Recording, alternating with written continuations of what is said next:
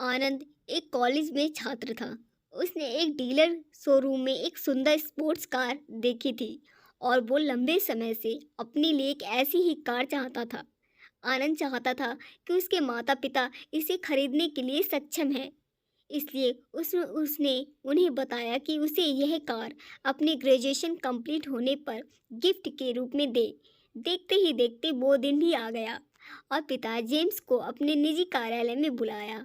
उन्होंने उससे कहा कि मुझे तुम्हारे जैसे अच्छे बेटे पे बहुत गर्व है। उन्होंने उसे बताया कि वह उसे कितना प्यार करता है और उसे एक प्यारा रैपर से लिपटा हुआ उपहार दिया। आनंद उस छोटे से गिफ्ट के डिब्बे को देख निराशा महसूस करने लगा, लेकिन वह जानने के लिए उत्सुक था कि ऐसा क्या था उस बॉक्स में। इसलिए उसने बॉक्स को तुरंत खोला और उसमें एक छोटा लाल कपड़े से लिपटी भगवत गीता देखी। आप इतने अमीर हैं और आप मुझे केवल एक गीता दे रहे हैं? काफी गुस्से से अपने पिता पर वो चिल्लाया और अपनी नाराजगी और गुस्से के बस में आकर आमंड ने न आप देखा न ताप तुरंत घर छोड़ दिया। काफी साल बीत गए। आनंद एक सफल व्यवसायी बन गया था। वह अपने जीवन में खुश था। उसकी शादी हो चुकी थी और उसके दो बच्चे थे। उनका परिवार एक सुंदर घर में रहता था, लेकिन उसके पिता के साथ टूटे हुए रिश्तों के कारण उसकी आत्मा अभी भी आहत थी। आनंद अपने पिता का घर छोड़ने के बाद कभी उनसे नहीं मिला था। उस दिन के बाद अपने पिता को ना मिलने का पछतावा हमेशा रहने वाला था, क्योंकि एक दिन उस एक पत्र मिला था। उसमें उसके पिता के निधन की खबर थी और साथ ही यह बताया गया था कि उन्होंने अपने जीवन भर की पूंजी वसीयतनामा के अनुसार आनंद के नाम कर दिए गए। अपने पिता की सारी संपत्ति विरासत में मिली।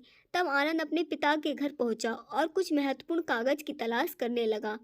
गलती से उसे वही भगवत गीता का उपहार लिपटा हुआ मिला, जिसे देख उसे फिर से उसी उदासी का एहसास हुआ।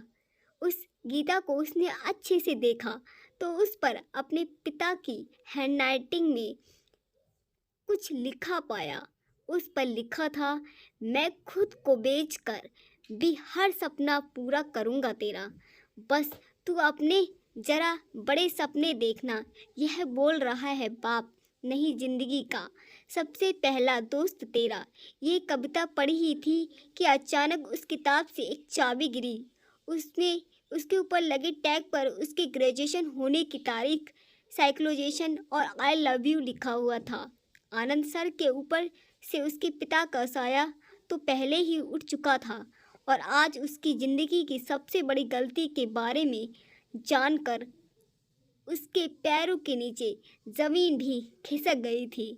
इस दिन आनंद की आंखें और रूह दोनों पछताने और आंसू रोए।